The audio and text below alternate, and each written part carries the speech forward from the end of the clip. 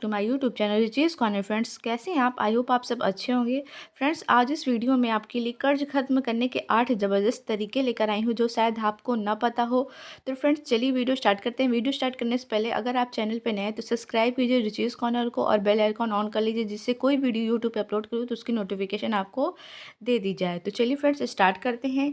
ठीक है फ्रेंड्स, राहुल और अमित दोनों दोस्त एक ही कंपनी में काम करते थे। सैलरी भी बराबर थी, लेकिन 5 साल बाद राहुल का एक कर्ज मुक्त और खुशहाल जिंदगी जी रहा था, जबकि अमित कर्जे के बोझ तले दबकर परेशान था। आखिर ऐसा क्यों हुआ?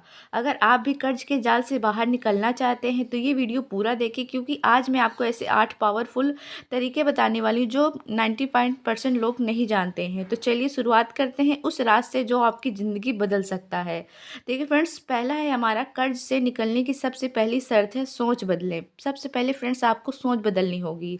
बात एक गरीब किसान की है जिसने अपने खेत गिरवी रख दिए थे। वह रोज कहता था, मैं बहुत कर्ज में हूँ, मैं बहुत कर्ज में हूँ, मेरी किस्मत खराब है। लेकिन एक दिन एक बूढ़े संत ने उससे कहा, अगर तू खुद को गरीब मानता रहेगा तो हमेशा गरीब ही रहेगा।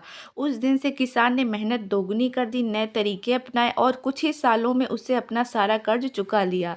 तो फ्रेंड्स, हर चीज़ को देखने का नज़रिया होता है। अगर आप मान लीजिए आपने कर्ज ले भी लिया, आप कर्ज में है भी, तो भी आपको पॉजिटिव माइंडसेट करना होगा, तभी आप आगे बढ़ पाएंगे। अपना सोच बदलिए तो फिर आप उस कोई भी सिचुएशन से निकल जल्दी पाएंगे। देखिए फ्रेंड्स, इसे सीख क्या मिली है? अगर आप हमेशा खुद को कर्ज में डूबा इंसान मानेंगे तो कर्ज से बाहर निकलना नामुमकिन है। सोच बदले, खुद से कहें, मैं कर्ज चुका चुका हूँ, मैं इसे चुका सकता हूँ और मैं इसे जल्दी खत्म कर दूंगा। तो आपके अंदर एक पॉजिटिव एनर्जी आएगी और आप उसे जल्दी कर दिखाएंगे। देखिए फ्रेंड्स, दूसरा है अपने कर्ज को लिखिए, सत्य का सामना कीजिए। आप अपनी डायरी में मेंशन कीजिए, डायरी में लिखिए कि मेरे कितने कितने कर्ज हैं और मुझे कौन से पहले चुकता करने हैं और कब तक करने हैं और कैसे करने हैं।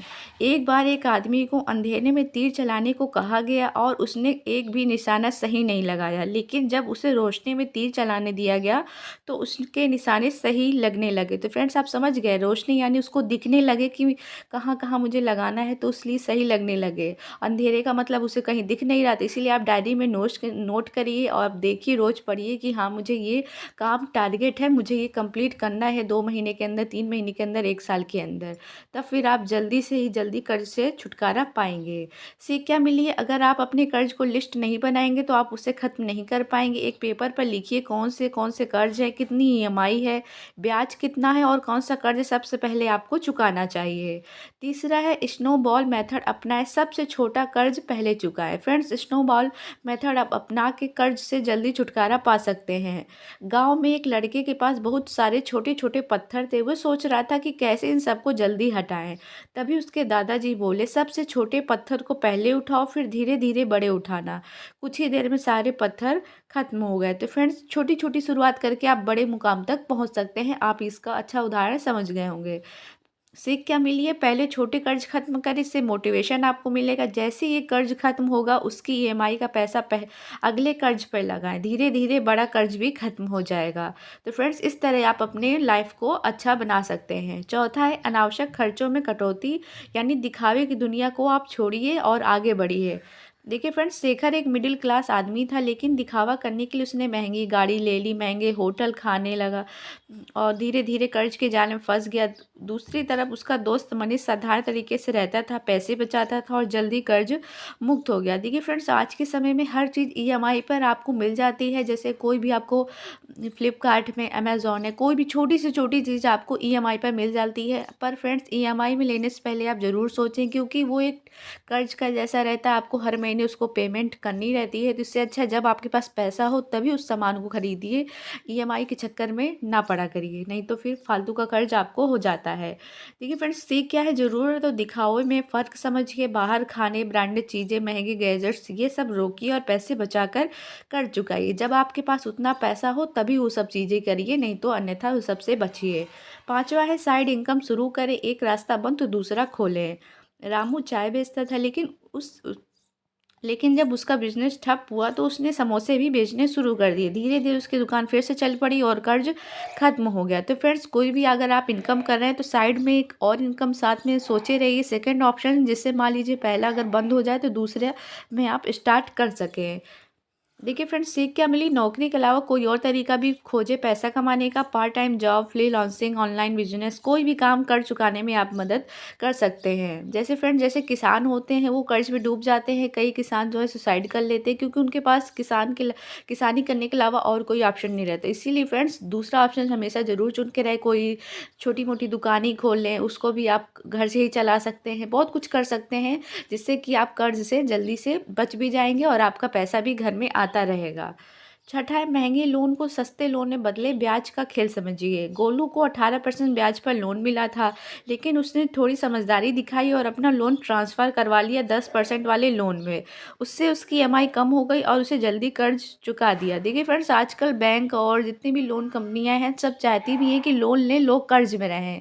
फ्रेंड्स, वो तो हमारे अच्छे के लिए भी कभी कभी लोन लेती है, लेकिन ये कभी कभी हमारे लिए वरदान की जगह अभिशाप बन जाता है। कर्ज हमें अंदर ही अंदर डुबो डालता है। तो फ्रेंड्स, कुछ भी लेने से पहले ज़रूर सोचें समझें।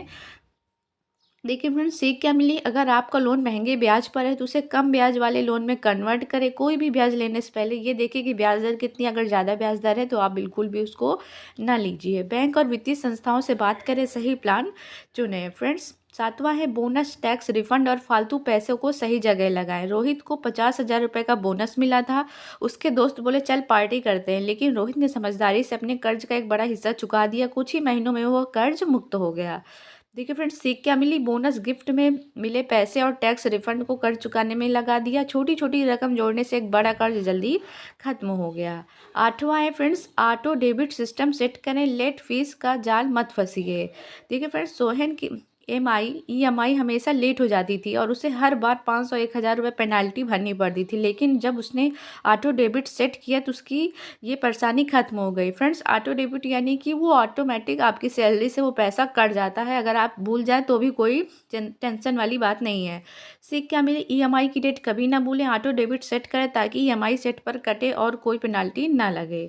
देखिए फ्रेंड्स, अगर आपको ये बातें पसंद आई तो इस वीडियो को अपने उन दोस्तों और रिश्तेदारों के साथ शेयर करिए। कर्ज के जाल में जो फंसे हुए, हो सकता है ये वीडियो आप उनकी ज़िंदगी बदल दे। फ्रेंड्स, एक बार मैं न्यूज़ पढ़ रही थी, उसमें देखा था कि बैंक वालों ने गिरवी में रखा हुआ घर जो है वो गए थे वहाँ पे, उन्होंने कब्जा कर लिया था। तो इस तरह भी लोग गिरवी अपना घर भी रख देते हैं, जिससे उनका कितना नुकसान हो जाता है, संपत्ति भी चली जाती है उनके हाथ से। तो फ्रेंड्स, कोई भी कर्ज लेने से पहले ज़रूर आप सोचिए। और हाँ, कमेंट करके बताइए कि आपको सबसे अच्छा तरीका कौन सा लगा, कर्ज चुकाने में आपकी क्या प्लानिंग है। अगर आप सच में अमीर बनना चाहते हैं तो सबसे पहले अपने कर्ज से आज़ादी पाना सीखे। फ्रेंड्स, कोई भी स्टोरी आप मेरे साथ शेयर कीजिएगा कि आप भी अगर ऐसे कर्ज में हैं तो ज़रूर बताइएगा। देखिए फ्रेंड्स, कैसा लगा वीडियो ज़रूर बताइए। रिचीज़ कॉर्नर में अगर आप चैनल पर नए हैं तो सब्सक्राइब कीजिए, क्योंकि मैं आपको इसी तरह की वीडियो लाती रहती हूँ। कोई भी सजेशन हो, कोई भी क्वेरी हो, ज़रूर बताइएगा। Thank you.